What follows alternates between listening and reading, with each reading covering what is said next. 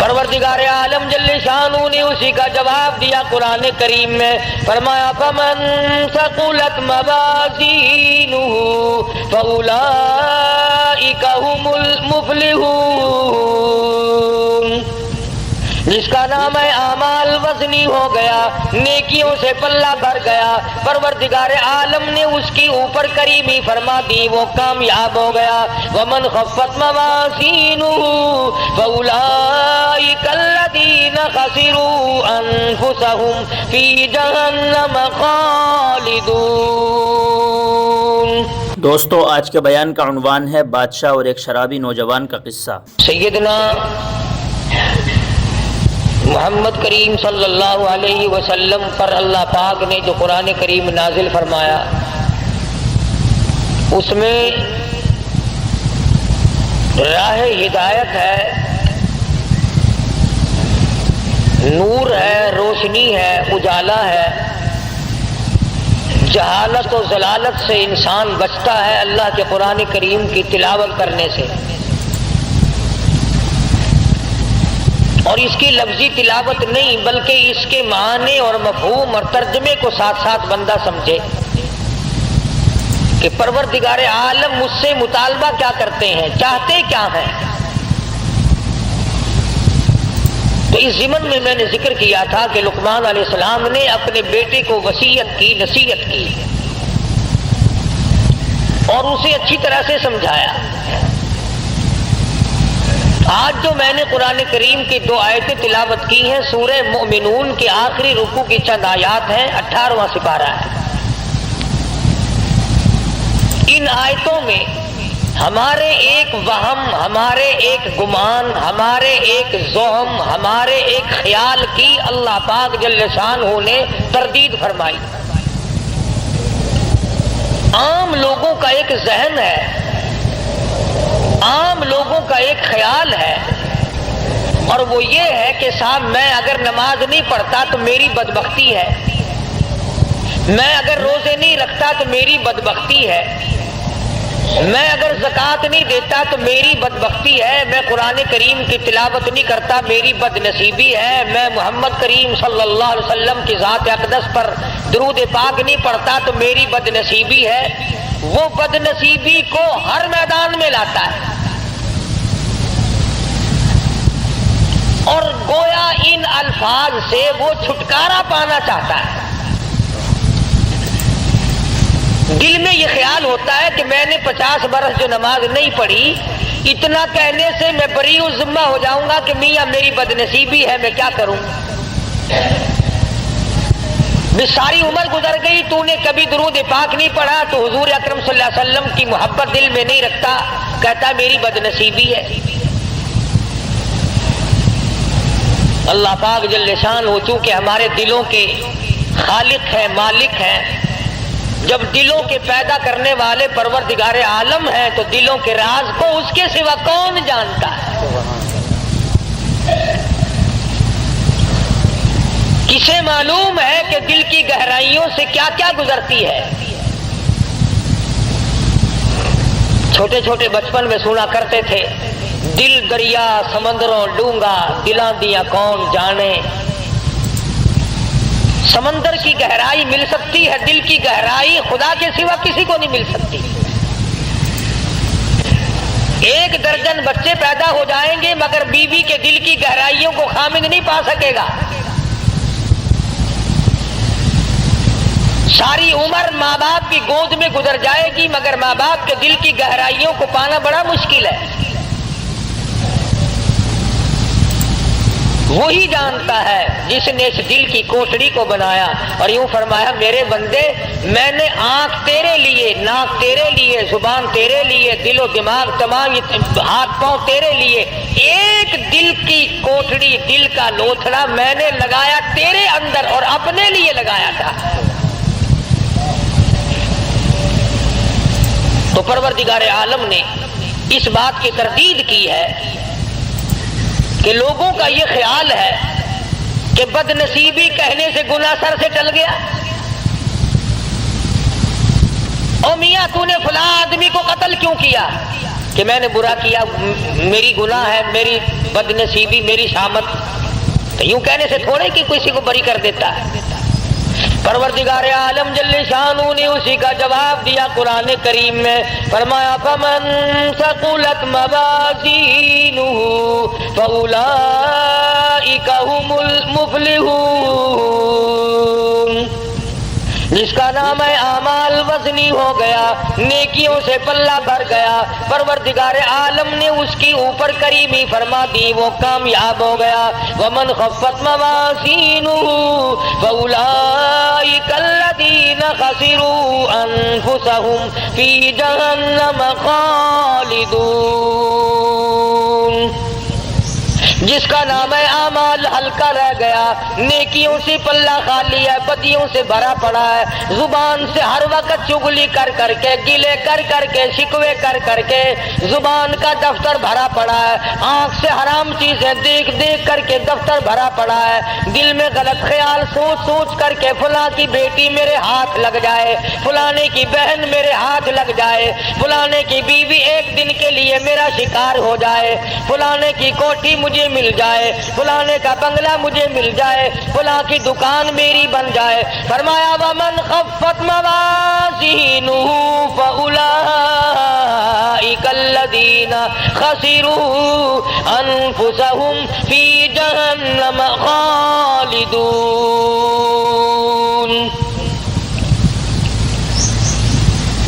سارا ریکارڈ گندا کر لیا، ساری مثل گندی کر لی، اور سوچا تک نہیں کہ یہ میرے منہ پہ ماری جائے گی، میرے سامنے آئے گی۔ عدالت میں کھڑا ہو کر بیان دیتا ہے، بڑا سوچ سمجھ کے جاتا ہے، وکیلوں سے پوچھ پوچھ کر کے جاتا ہے، قانون داں لوگوں سے مشورے کر کے جاتا ہے، ماہرین قانون سے مشورے کر کے جاتا ہے، میں کیا بیان دوں، اگر میری زبان سے غلط بات نکل گئی میرا مقدمہ خراب ہو جائے گا۔ میں کہتا ہوں زبان نے تیری نے اگر جھوٹ بولا زندگی ختم ہو جائے گی، اگر زبان نے ناجائز غیبت کی زندگی برباد ہو جائے گی، اگر زبان نے حرام کھایا تو زندگی برباد ہو جائے گی۔ تجھے مقدمے کا فکر ہے، زندگی کا فکر کیوں نہیں؟ فَأُولَئِكَ الَّذِينَ خَسِرُوا، یہی لوگ ہیں خسارہ پانے والے، یہی لوگ ہیں ٹوٹا پانے والے، یہی لوگ ہیں زیاں میں جانے والے، یہی لوگ ہیں خسارہ اٹھانے والے۔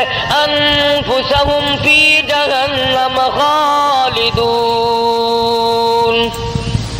اللہ پاک فرماتے ہیں دائمی جہنم دوں گا، ہمیشہ کے لیے جہنم میں پھینک دیے جائیں گے۔ تلفح وجوہہم النار وہم فیہا کالہون،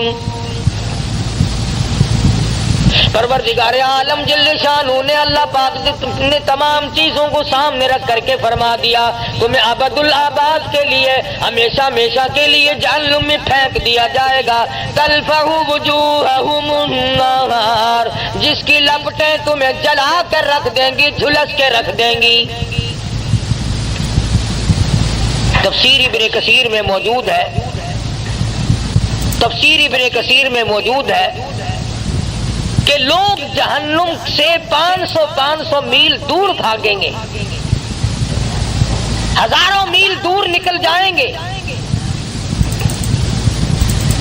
مگر خدا کی شان دیکھو، مفسرین نے لکھا ہے کہ جہنم کی آگ کو اللہ پاک زبان عطا کر دیں گے، نام لے لے کر آواز دے گی، او فلاں ادھر آ، تیرا ٹھکانہ میں ہوں۔ انہا لظى نزاعۃ للشویٰ تدعو من ادبر وتولی وجمع فأوعی، کہاں چلے ہو، ادھر آؤ۔ یوں آتا ہے حدیث پاک میں، ارشاد ہے محمد عربی صلی اللہ تعالی علیہ وسلم کا، آپ نے فرمایا 500 میل سے جہنم کی لپٹیں آئیں گی اور 100 آدمی مومن ہوں گے، بیچ میں ایک کافر ہے، ایک فاسق ہے، اس طرح اٹھا کر آگ لے جائے گی جس طرح پرندہ دانا اٹھا لیتا ہے۔ اس حالت میں اٹھا کر کے لے جائے گی آگ آدمی کو، اور پھر اس کو احساس ہوگا اس بات کا کہ میں بھاگ رہا تھا نام سن کر۔ باقاعدہ ناموں کی آبادہ ہے کہ او فلانے منافق کہاں چلا، او فلانے فاسق تو کہاں چلا، او فلانے کافر تو کہاں چلا۔ فرمایا تلفح وجوہہم النار، چہروں کو جھلس کے رکھ دے گی، ایسا چہرہ جلائے گی کہ اگر تمام عمر تک آدمی صابن ملتا رہے تو وہ سیاہی دور نہ ہو۔ الم تکن آیاتی تتلی علیکم، سبحان اللہ، اللہ پاک کی عادت مبارکہ ہے، پہلے عذاب کا ذکر کرتے ہیں اور پھر اس کو بتاتے ہیں کہ ہم بھی پوچھیں گے۔ فرمایا الم تکن آیاتی تتلی علیکم، اور لوگوں یہ بتاؤ میرا قرآن تمہارے سامنے کبھی آیا کہ نہیں؟ میرے نبی حضرت محمد الرسول اللہ صلی اللہ تعالی علیہ وسلم کی زبان مبارک سے، صحابہ کرام کی زبان مبارک سے، اولیاء کرام کی زبان مبارک سے، اللہ والوں کی زبان سے کبھی تم نے قرآن کریم سنا کہ نہیں؟ الم تکن آیاتی تتلی علیکم،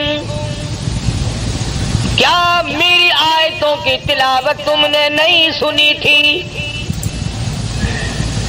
جمعے میں، نماز میں، درس میں، گھر میں، الم تکن آیاتی تتلی علیکم، کیا تمہارے سامنے میرا قرآن کریم نہیں پڑھا گیا؟ نہیں سنا تم نے؟ اللہ پاک فرما رہے ہیں، ایک دوسرے مقام پہ آتا ہے حتی اذا جاؤوہا فتحت ابوابها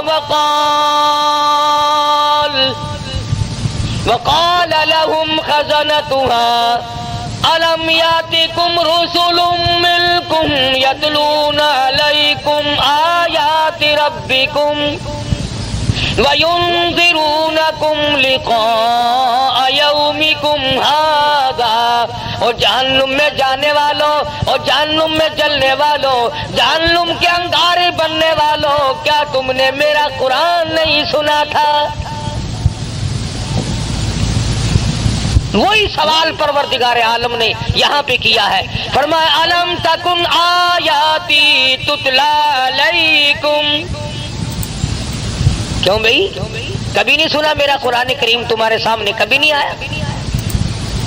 فَكُنْتُمْ بِهَا تُكَذِّبُونَ، تو نے جھوٹ جانا تھا، تو نے غلط جانا تھا، تو نے اس بات کو غلط جانا کہ میرے نبی کی زبان سے جو بات نکلی وہ صحیح نہیں۔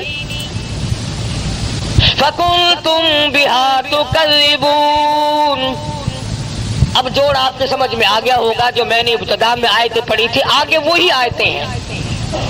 ادھر آگ جلا رہی ہے، ادھر پروردگار عالم پوچھ رہے ہیں کیوں بھائی تم نے میرا قرآن کبھی نہیں سنا؟ میرا کلام تمہارے سامنے نہیں آیا؟ تم نے اس کو جھٹلایا نہیں؟ تو لوگ اس کے جواب میں کہتے ہیں، کہنے لگے قالوا ربنا غلبت علینا شقوتنا وکنا قوما غالین،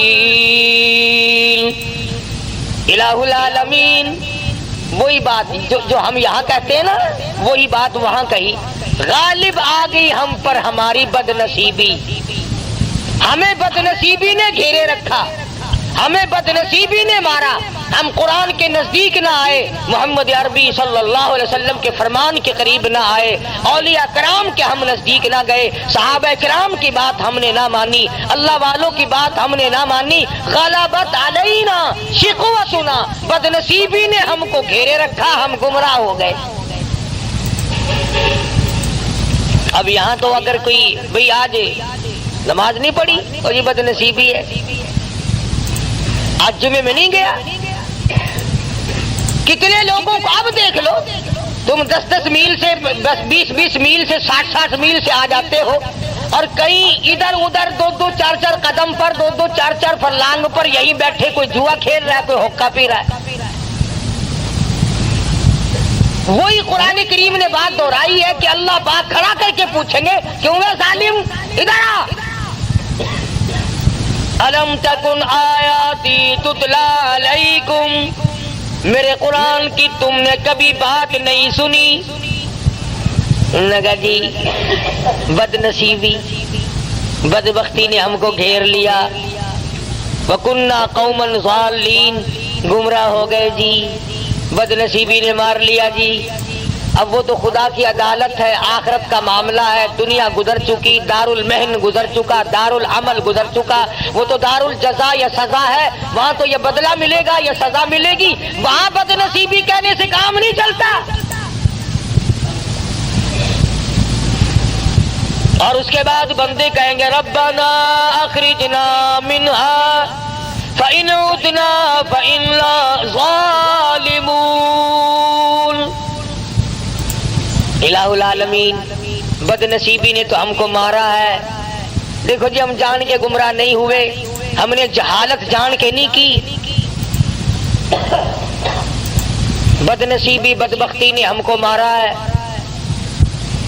ربنا ربنا، اے ہمارے پروردگار، اخرجنا، نکال دے ہم کو اس عذاب سے، فإن عدنا فإنا ظالمون، ہمیں معاف کر دے، ہم ہیں بڑے ظالم،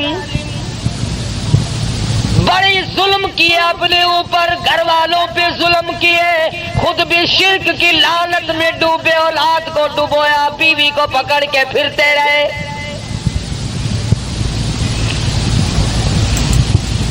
آج اس قبر کی مٹی چاٹی، کل اس قبر کی جا کے مٹی چاٹ لی، کل کو وہاں چکر لگایا، کل کو وہاں کا طواف کیا، ربنا ربنا ربنا، اے ہمارے پروردگار، بد نصیبی نے ہم کو مار دیا۔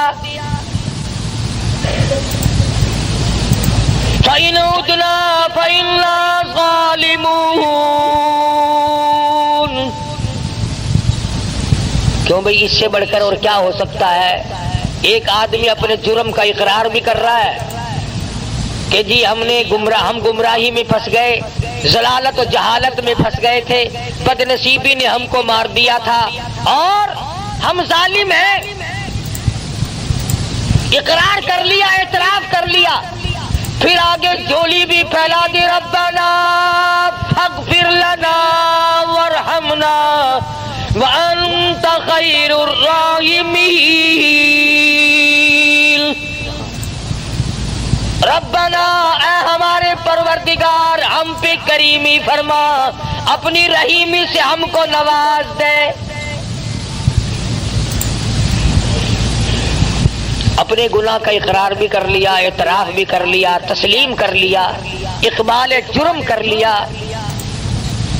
یہ بھی مان لیا کہ ہم ظالم ہیں اور تیرے سوا معاف کرنے والا کوئی نہیں، یا اللہ تو معاف کر دے، تو بڑا ارحم الراحمین ہے، جھولی بھی پھیلا دی، مانگ بھی لیا۔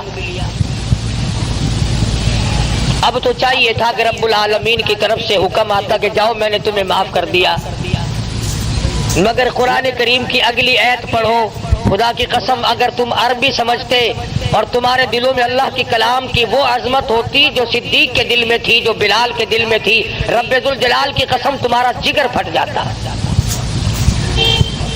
ارحم الراحمین کا جواب سنو، پروردگار عالم کی طرف سے جواب ملا، ادھر جھولی پھیلائی، بھیک مانگی، اپنے آپ کو ظالم بتایا، گمراہ بتایا، بد نصیبی بدبختی میں مارے گئے۔ اب بات آتی ہے اخسؤوا فیہا ولا تکلمون۔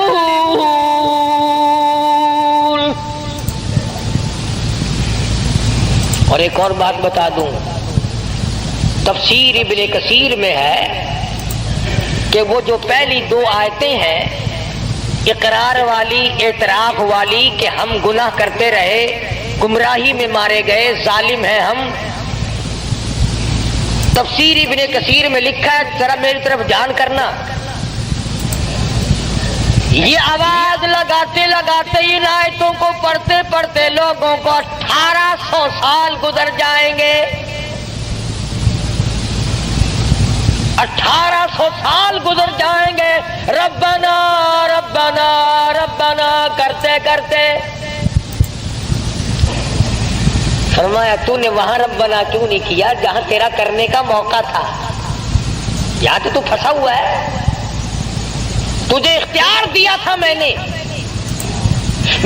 تجھے اختیار دیا تھا، تو اپنی چلا یا میری چلا، تیری مرضی. میرے قرآن کریم کو مان یا نہ مان، میرے نبی حضرت محمد الرسول اللہ صلی اللہ تعالی علیہ وسلم کے فرمان کو مان یا نہ مان، میرے نبی کے یاروں کو مان یا نہ مان. میں نے اختیار دیا تھا، وہاں تو نے ٹھکرا دیا. آج 1800 برس گزر گئے. یوں لکھا تفسیر ابن کثیر میں، چیختے چلاتے لوگوں کی عرض کرتے کرتے گدھے کی آواز ہو جائے گی.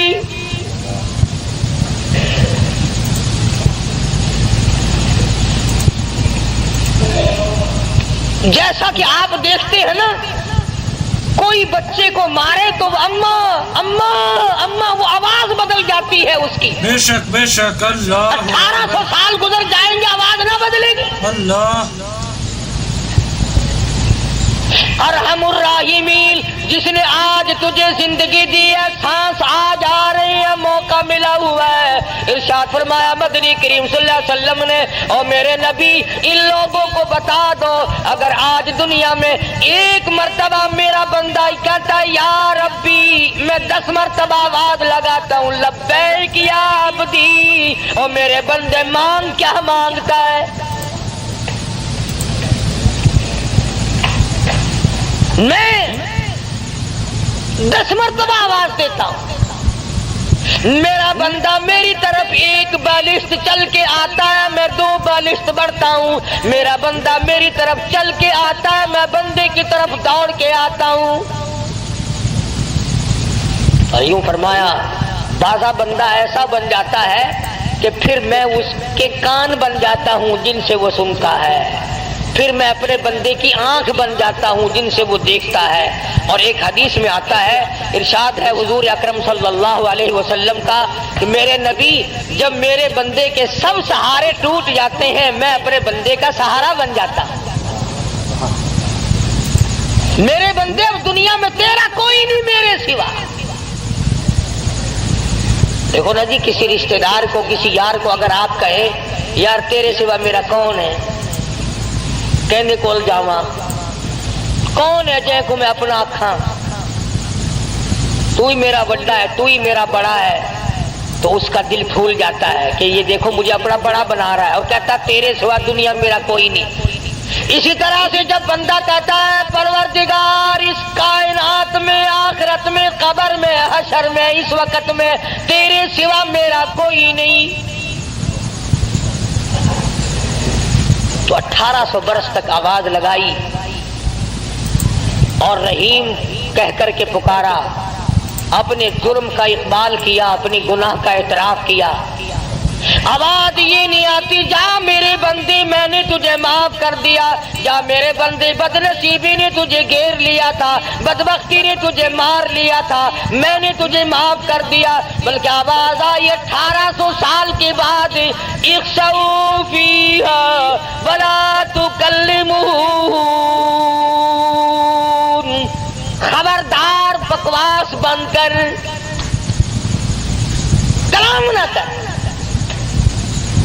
جی آدم چاہے تھی چپ کر جا، خبردار بھونکتا پہ. اخسؤوا فیہا ولا تکلمون، کلام نہ کر، زبان بند کر، خبردار میری خدائی کے سامنے تو نے نام لیا، میں جانتا نہیں آج بد نصیبی کا نام لیتا ہے، تو پرانا پاپی ہے، تو نے دین کا مقابلہ کیا، قرآن کا مقابلہ کیا، نبی کی حدیث کا مقابلہ کیا، کلمے اور ایمان کا مقابلہ کیا. وہ لوگ پاگل تھے جو سردی میں اٹھ کے وضو کیا کرتے تھے، تو بڑا سیاںا تھا جو بسترے میں پڑا رہتا تھا.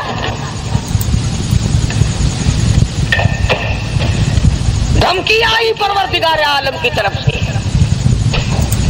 یہ بات میں نے اس لیے عرض کر دی، آج عام لوگوں کا مزاج بنا ہوا ہے، او جی ساڈی بد نصیبی ہے، کی کریے؟ نہ کرو. قرآن پر حق ہے، خدا کا کلام ہے.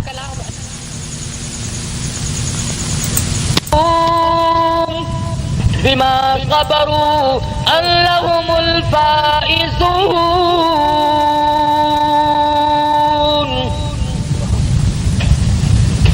یاد کر وہ دن میرے نیک بندوں کو کیسے کیسے جملے کہا کرتا تھا، حقارت کی نظروں سے دیکھا کرتا تھا.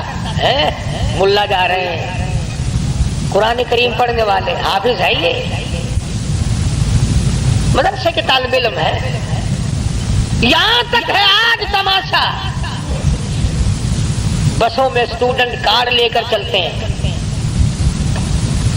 اگر دیکھا کہ یہ طالب علم ہے انگریزی کالج کا، کنڈکٹر بھی چپ لگا جاتا ہے، اس کا ہیلپر بھی چپ لگا جاتا ہے، ٹھیک ہے آپ اسٹوڈنٹ ہیں. اگر کسی عربی مدرسے کے طالب علم کے پاس کارڈ ہو، تینوں کارڈ کس نے بنا دیتا، تو کی پڑھنا کہ قرآن کریم پڑھتا، قرآن شریف پڑھنے والا کا تو اسٹوڈنٹ ہوتا ہے. اسٹوڈنٹ تو ہوتا ہے، پر جب تیری ماں مرے گی نا اس دن اسٹوڈنٹ بنے گا. یہ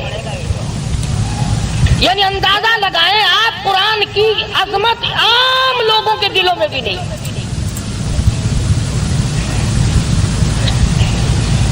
انگریزی کی عظمت ہے. کیا بابو جی آپ کیا پڑھتے ہیں؟ جی بی اے پڑھتا ہوں. ماشاءاللہ ماشاءاللہ، بہت بہت اچھا، کامیاب کرے اللہ میاں. تو ساڈے سر تے بیٹھے تے جلمہ بنے تے ساڈا لہو پینے والا بن جاوے، بڑے خوش ہوتے ہیں. اللہ پاک جل شانہ نے انہی عادات، وہ جانتا ہے نا ہماری رگوں کو. رب جو ہوا بابا رگوں سے واقف ہے، خون کے قطرہ قطرہ بناتا جو وہ خود ہے، اس لیے ہمارے قطرے قطرے سے واقف ہے. اس لیے فرمایا اخسؤوا فیہا ولا تکلمون.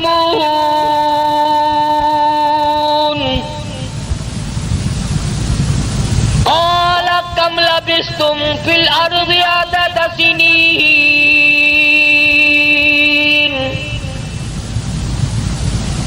یاد کر لے زبانوں سے کیا نکلا کرتا تھا، کیا تیرے دل و دماغ میں آیا کرتا تھا. ہم وہی خدا ہیں جس نے تجھے پیدا کیا تھا، جس نے تجھے بنایا تھا. شاہی دی تھی، صدر بنایا تھا، گورنر بنایا تھا، ڈی سی بنایا تھا، افسر بنایا تھا، ذمہ دار بنایا تھا، سرمایہ دار بنایا تھا. میں نے تجھے کار موٹر عطا کی تھی، ورنہ تیرے باپ کے پاس تو بکری بھی نہ تھی، میں نے دی تھی. میں نے. بندہ کہتا ہے نہیں نہیں نہیں، میں نے اپنی چلاکی سے لی ہے، بے شک میں نے اپنی ہوشیاری سے کارخانہ بنایا، میں نے اپنی ہوشیاری سے بنگلہ بنایا. اللہ پاک فرماتے ہیں ایسا نہیں ہے، میری بات مان جا، سب کچھ میں کرتا ہوں، اگر میں نہ کروں تو پھر تیرا تو بیڑا غرق ایک سیکنڈ میں ہو سکتا ہے. علماء کرام نے لکھا ہے کسی کا بیٹا بہت بڑا بادشاہ تھا، وہ فوت ہو گیا. اس کی ماں قبرستان میں آئی، بلکہ یوں لکھا ہے کہ سکندر کی ماں آئی تھی. سکندر ذوالقرنین جو روئے زمین کا بادشاہ تھا. آج تو یہ چھوٹی چھوٹی ریاستیں ہیں، چھوٹے چھوٹے ملک ہیں، الگ الگ الگ الگ، وہ پوری قرۂ ارض پہ بادشاہ تھی. تو ماں آئی اور قبرستان کے کنارے پہ کھڑی ہو کے روئی. تو یوں آواز آئی کہ تو ایک سکندر کو رو رہی ہے، یہاں تو کم سے کم لاکھوں سکندر پڑا ہے، بتا کون سے کو بلا رہی ہے.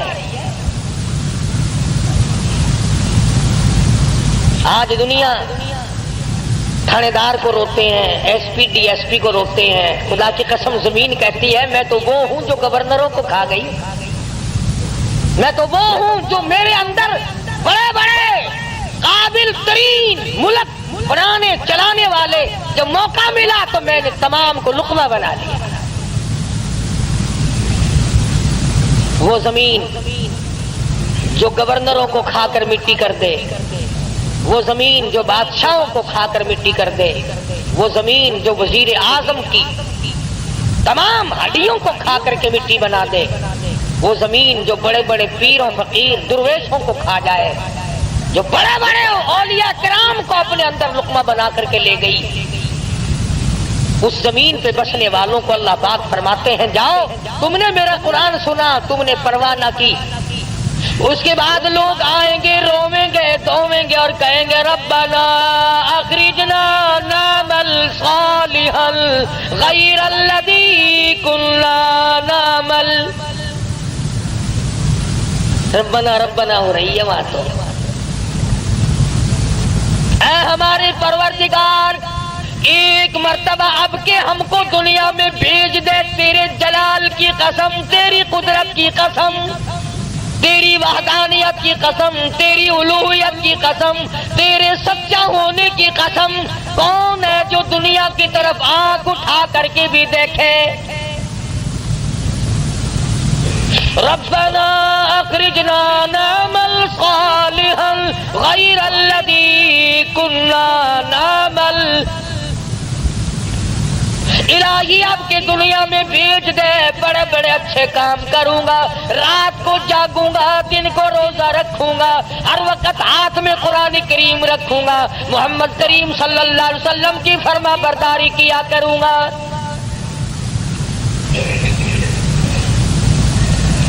इसने समझा कि दुनिया में काम चल जाता था ना, ओ मियां गलती हो गई, कोई गल नहीं, फिर की होया गलती, मैं अपनी गलती मन जो लई।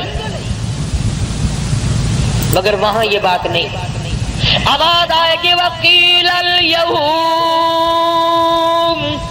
हजरत मोहम्मद मुस्तफ़ा सल्लल्लाहु ताला अलैहि वसल्लम की मेराज शरीफ के बारे में कुछ अर्ज किया था।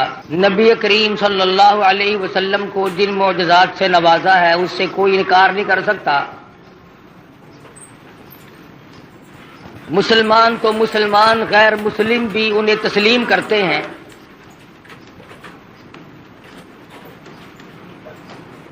हुजूर अकरम सल्लल्लाहु अलैहि वसल्लम मेराज शरीफ की रात में, मुलाकात वाली रात में, उन मकामात से गुजर रहे हैं जो अल्लाह पाक ने मेराज वाली रात में उम्मत के आमाल के नतीजे के तौर पर दिखलाए।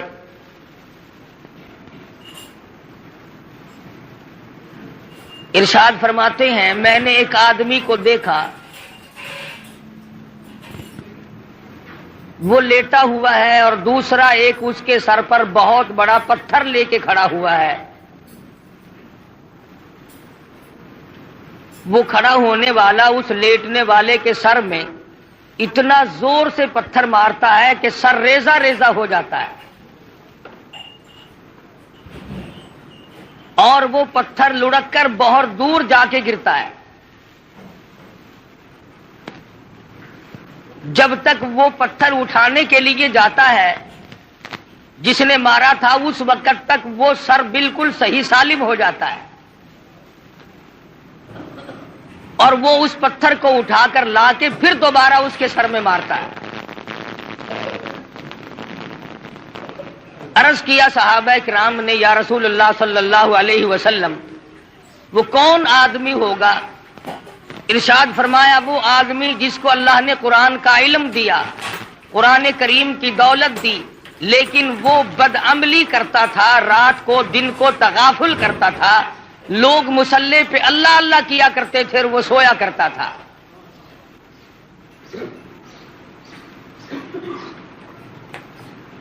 इरशाद फरमाया, हम आगे चले तो हमने देखा चंद आदमी हैं, उनके पेट गुंबद की तरह बड़े बड़े हैं और उनमें बिच्छू और सांप साफ शफाफ फिरते हुए नजर आते हैं पेट में। हुजूर सल्लल्लाहु अलैहि वसल्लम ने फरमाया कि हमने पूछा, जिब्रील ये कौन लोग हैं? जवाब मिला, ये उम्मत के सूद खाने वाले लोग हैं,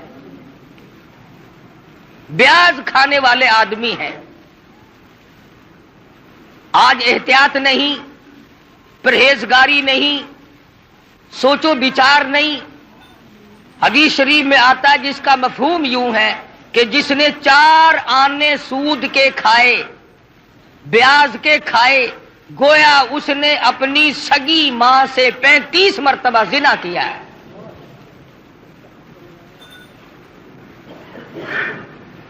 آج لوگ اس کو منافع کہتے ہیں. منافع کہنے سے حرام چیز حلال نہیں بن جاتی. اگر ایک کتے کو 50 آدمی مل کر کئی دفعہ کہیں یہ بکری ہے یہ بکری ہے، وہ بکری تو نہیں بن سکتی.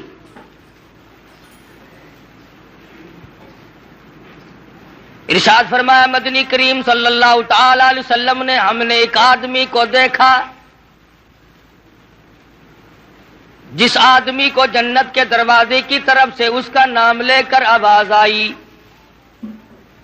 وہ دوڑ کے اس کی طرف گیا، اس کے جانے سے پہلے وہ دروازہ بند ہو گیا. پھر دوسرے دروازے سے آواز آئی، اس کی طرف دوڑ کر گیا، پھر وہاں سے بھی بند ہو گیا. پھر تیسرے دروازے کی طرف سے آواز آئی. یہی جنت کے ہر دروازے سے آواز آتی ہے. وہ دوڑ کے جاتا ہے تو دروازہ فوراً بند ہو جاتا ہے. پوچھا گیا یہ کون آدمی؟ ارشاد فرمایا مدنی کریم صلی اللہ تعالی علیہ وسلم نے، یہ وہ آدمی ہوگا جو دین کے معاملے میں لوگوں سے دھوکہ کیا کرتا تھا.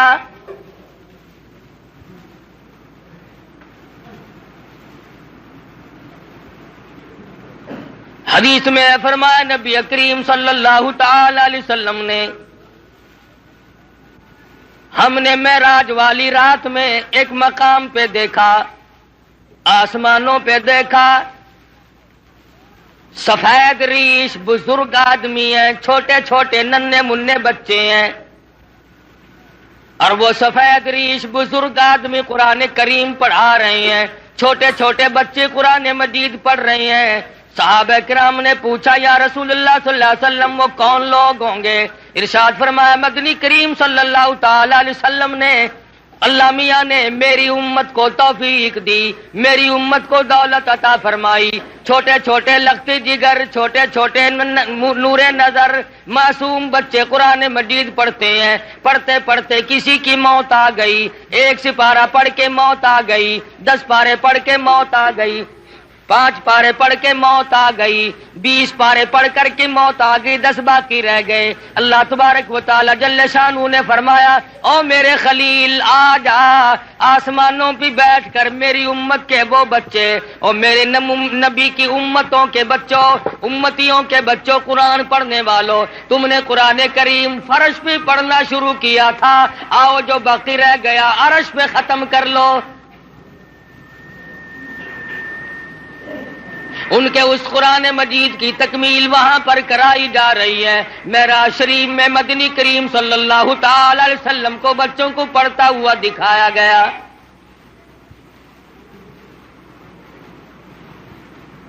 سرکار مدینہ صلی اللہ تعالی علیہ وسلم براق پہ سوار ہے، بیت المقدس میں تشریف لے آئے.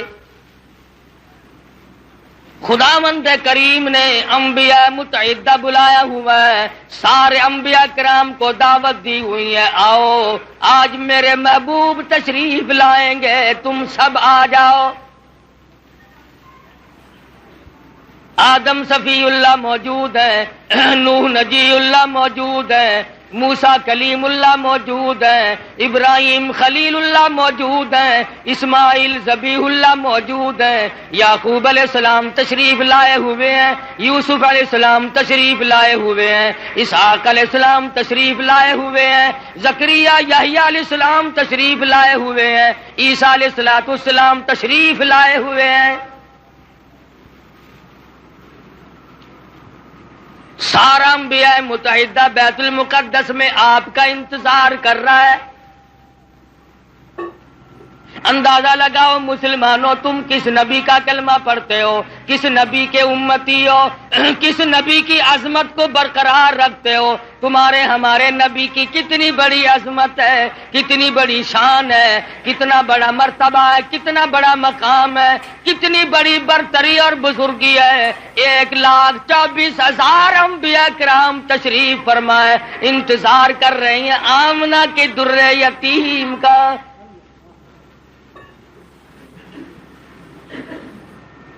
بیت المقدس میں براق پہ سوار ہو کر کے پہنچے.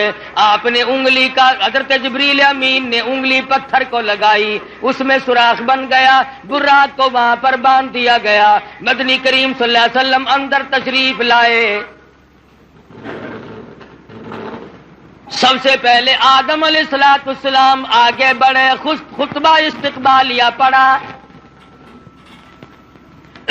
مبارکباد دی, مرحبا یا ابن صالح, او میرے بیٹے میں فخر کرتا ہوں میری آل میں سے, میری نسل میں سے, انسانوں میں سے, آدمیوں میں سے اللہ تبارک و تعالیٰ نے آپ جیسے حبیب لبیب کو پیدا فرمایا. آدم علیہ السلام فخر کرتے ہیں میری آل میں سے ہے.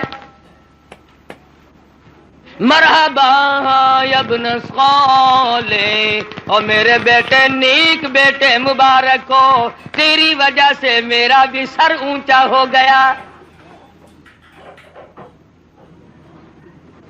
نوح علیہ السلام تشریف لائے, ابراہیم خلیل اللہ تشریف لائے, اسماعیل ذبیح اللہ نے مبارکباد دی. ایک ایک پیغمبر بڑھ کے آگے استقبال کر رہے ہیں.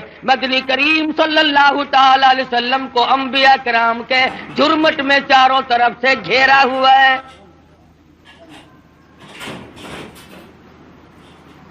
معلوم یہ ہوا آدم علیہ السلام کا یہ بھی عقیدہ کوئی نہیں کہ مدنی کریم صلی اللہ علیہ وسلم ہر وقت ہر جگہ موجود ہے. اگر پہلے سے موجود ہوتے آدم علیہ السلام کھڑے ہو کر استقبال نہ کرتے.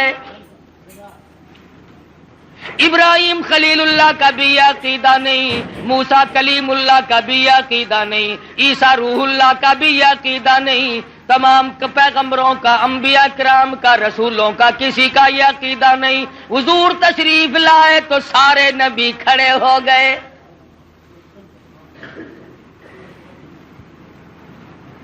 حضرت جبریل امین نے اذان دی, جبریل امین نے اذان دی بیت المقدس میں.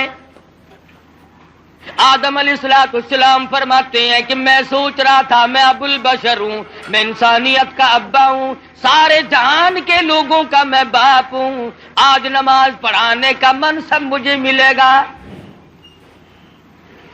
آج امامت کا سہرا میرے سر بندھے گا. میں سارے جہان کے انسانوں کا ابا ہوں, میں سب سے بڑا ہوں, سب سے پہلے پیدا ہوا ہوں, اس لیے امامت مجھے ملے گی. سیدنا نوح علیہ السلام سوچ رہے تھے مجھے ملے گی. میں نے اللہ کے نام کے لیے 950 برس مار کھائی ہے. ابراہیم خلیل اللہ سوچ رہے ہیں میرا نمبر لگے گا, مجھے آج منصب امامت ملے گا. میں نے بڑی مار کھائی ہے, چیخا میں مجھے ڈالا گیا, میں نے بڑی قربانیاں دی ہیں. ہر پیغمبر کا اپنا اپنا خیال ہو رہا ہے, ہر نبی کا اپنا اپنا زعم ہے, اپنا اپنا دل و دماغ کی سوچ و بچار ہے. جب اذان ہو چکی اس کے بعد محمد مدنی صلی اللہ علیہ وسلم کو جبریل امین نے مصلی کی طرف بڑھا دیا. کیوں بڑھا دیا؟ معراج جو ہے وہ ہزاروں مسئلوں کا حل ہے, ہزارہ مسئلوں کی صفائی ہو رہی ہے. آج یہاں پہ یہ مسئلہ بھی صاف ہو گیا کہ او آدم, بے شک تم انبیاء علیہ السلام کے بھی سارے جہان کے انسانوں کے تم ابا ہو, لیکن میرے نبی کی موجودگی میں تم مصلی پہ قدم نہیں رکھ سکتے. نوح نجی اللہ مانتا ہوں تم نے میرے نام پہ بڑی مار کھائی ہے, پر آج مسئلے بھی تو صاف کرنے ہیں. کالی کملی والے صلی اللہ علیہ وسلم کی موجودگی میں اے نوح علیہ السلام تمہیں مصلی پہ قدم رکھنے کی اجازت نہیں. ابراہیم خلیل اللہ، ٹھیک ہے آپ نے میری توحید کے لیے بڑی بڑی مار کھائی ہیں، بڑی بڑی تکلیف اٹھائی ہیں، بڑی بڑی پریشانیاں جھیلی ہیں، مگر کالی کملی والے صلی اللہ علیہ وسلم کے ہوتے ہوئے آپ کو مصلی پہ قدم رکھنے کی اجازت نہیں، ذبیح اللہ کو اجازت نہیں، کلیم اللہ کو اجازت نہیں، عیسیٰ روح اللہ کو اجازت نہیں۔ یہ مسئلے صاف کر دیے گئے، جہاں میرا نبی موجود ہو، نماز پڑھانے کے لیے تیار ہو، مصلی کے بالکل قریب ہو، کسی کو مصلی پہ چڑھنے کی اجازت نہیں۔ آج یہ لوگ کیسے دو رنگے مسئلے کرتے پھرتے ہیں، کہتے ہیں ہر نبی، ہمارے نبی حضرت محمد الرسول اللہ صلی اللہ علیہ وسلم ہر وقت موجود ہے اور ہر جگہ موجود ہے، اور مولوی مصلی پہ کھڑا ہو کر کے پھر دندناتا ہے، لوگوں لکھ کے لے جاؤ، یاد کر کے لے جاؤ، پکا کے لے جاؤ، درنگی چھوڑ دے یک رنگ ہو جا، یا سراسر موم ہو یا سنگ ہو جا۔ نبی کے ماننے والے اور کلمہ پڑھنے والے نبی کی موجودگی میں خلیل اللہ قدم نہیں رکھتے، کلیم اللہ قدم نہیں رکھتے، ذبیح اللہ مصلی کی طرف نہیں جاتے، تیری کیا مجال ہے؟ مسئلہ صاف ہے، یا نبی موجود نہیں یا پھر مصلی کی طرف نہ جا۔ کیا مجال ہے کسی کی؟ اپنی بات کروں، نبی کی موجودگی میں قاری حنیف کی کیا مجال ہے کہ مصلی کی طرف قدم اٹھائے؟ 1,24,000 نبی جب کالی کملی والے صلی اللہ علیہ وسلم کو انہوں نے مانا اور دیکھا کہ یہاں پر تشریف فرما ہے، آسمان سے، آسمان و زمین کے مالک کی آواز آئی، خبردار میرے محبوب کی توہین نہ ہونے پائے۔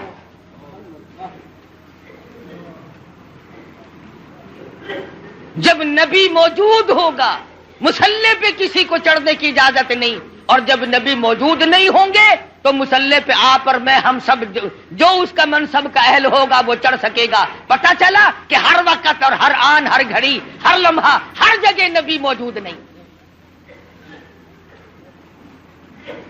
اگر نبی موجود ہے تو یہ بیت المقدس میں انتظار کس کا کر رہے ہیں؟ یہ آدم علیہ السلام، یہ نوح علیہ السلام، یہ سارے نبی کس کا انتظار کر رہے ہیں؟ وہ یہاں نہیں تھے جبھی تو انتظار ہوا۔ اور پھر سارے نبیوں نے اکٹھے ہو کر کے کیا کیا؟ کوئی دنیا کی طلب کو طلبگار نہیں بنے، دنیا کی دولت کے طلبگار نہیں بنے، کچھ نہیں مانگا۔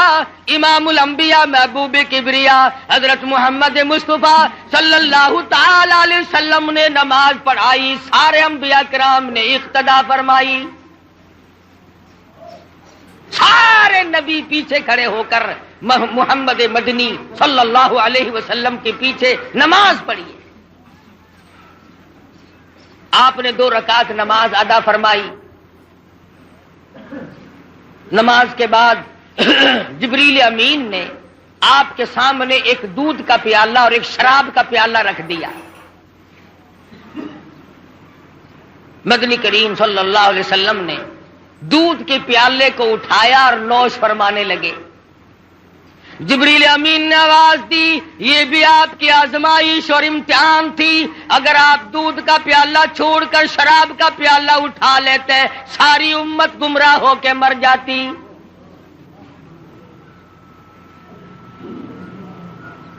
یہ جو اب بھی پیتے ہیں انہیں ہے اس بات کا احساس کہ شراب کی حرمت اور نجس ہونے میں کسی کو کیا تردد ہے؟ فرمایا جیسے مردار کا گوشت حرام ہے، خنزیر کا گوشت حرام ہے، اسی طرح سے شراب بھی حرام ہے۔ اگر اس کا قطرہ کپڑے کو لگ جائے تو وہ پلیت ہوگا۔ لاکھوں من پانی کنویں میں ہوتا ہے، 2 قطرے شراب کے ڈال دو، تمام مسلمانوں کا اتفاق ہے کہ پانی پلیت ہو جاتا ہے۔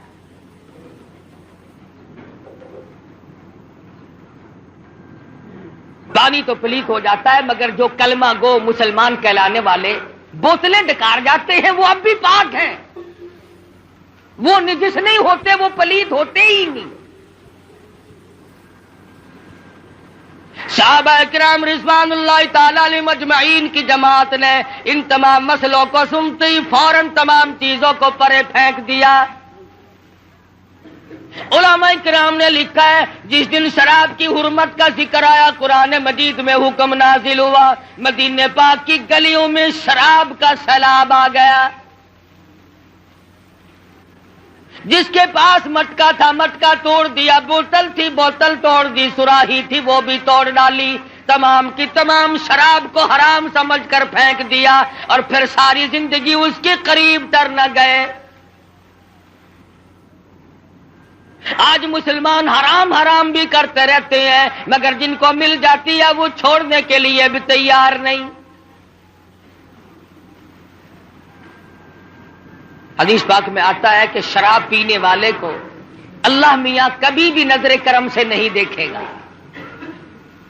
کسی وقت میں بھی کسی حالت میں بھی اس کی طرف نظر کرم ہوگی ہی نہیں۔ محمد مدنی صلی اللہ تعالی علیہ وسلم کا زمین کا معراج ختم ہو گیا، اس کو سفر اسرا سے تعبیر کرتے ہیں۔ سبحان الذی اسری بعبدہ لیلا من المسجد الحرام إلى المسجد الأقصى الذي باركنا حوله لنريه من آياتنا إنه هو السميع البصير۔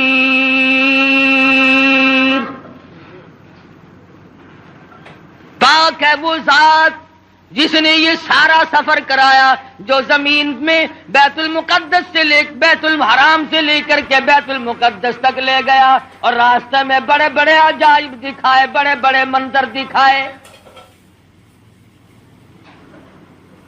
یہاں تک علماء کرام نے لکھا ہے کہ جنت و دوزخ کی بھی سیر کرائی۔ مدنی کریم صلی اللہ تعالی علیہ وسلم نے ارشاد فرمایا جب میں نے جہنم کو دیکھا تو اس میں اکثریت عورتوں کی پائی۔ فرمایا جب میں نے جہنم کو دیکھا اس میں عورتیں زیادہ تھیں، کئی حصے زیادہ مردوں سے عورتیں تھیں۔ صحابہ کرام نے عرض کیا یا رسول اللہ صلی اللہ علیہ وسلم اس کی وجہ کیا ہے؟ ارشاد فرمایا عورت کی ذات میں ناشکری بڑی ہے،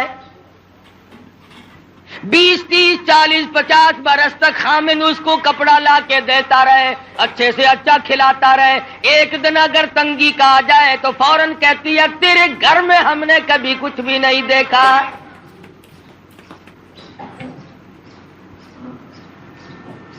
دوسری وجہ ارشاد فرمائی دینیات کے معاملے میں بھی بڑے پیچھے رہ جاتی ہے، نماز کی پرواہ کم کرتی ہے، خامد کی نافرمانی کرتی ہے۔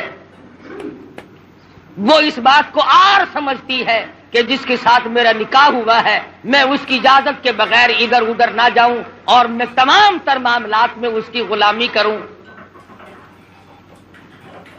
ارشاد فرمایا مدنی کریم صلی اللہ تعالی علیہ وسلم نے کسی کو دنیا میں اللہ کی ذات کے سوا سجدہ کرنا روا نہیں، سجدہ کرنے کی اجازت نہیں، اور اگر کسی کو سجدہ روا ہوتا جائز ہوتا میں عورت کو حکم دیتا کہ وہ اپنے خامن کو سجدہ کیا کرے۔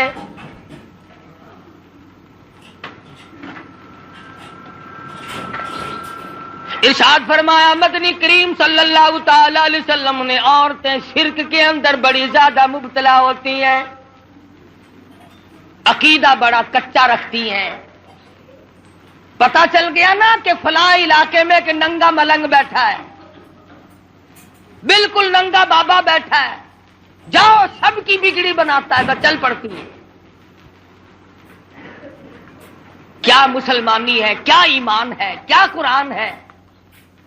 اور ظالم و ننگا ہونا کوئی علامت ہے خدا بننے کی؟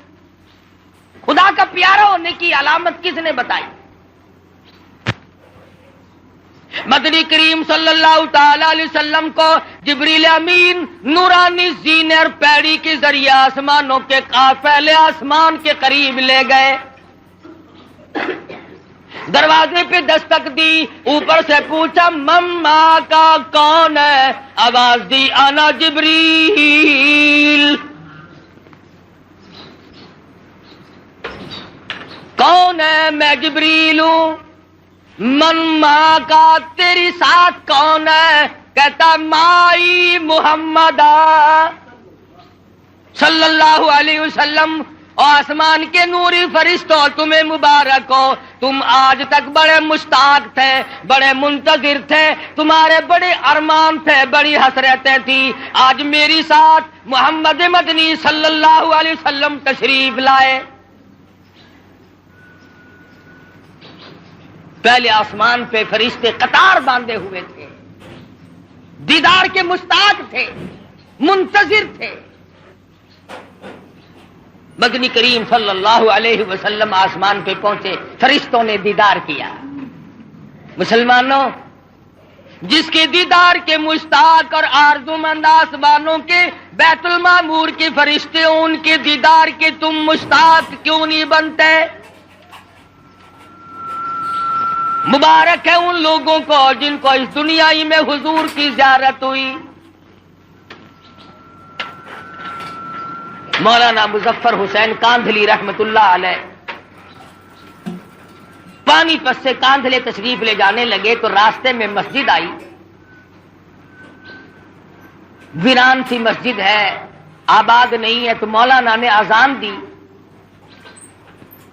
اور نماز عشاء کے قریب ایک آدمی آیا اور 3 روٹیاں لا کر کے حضرت مولانا کے حوالے کر دی۔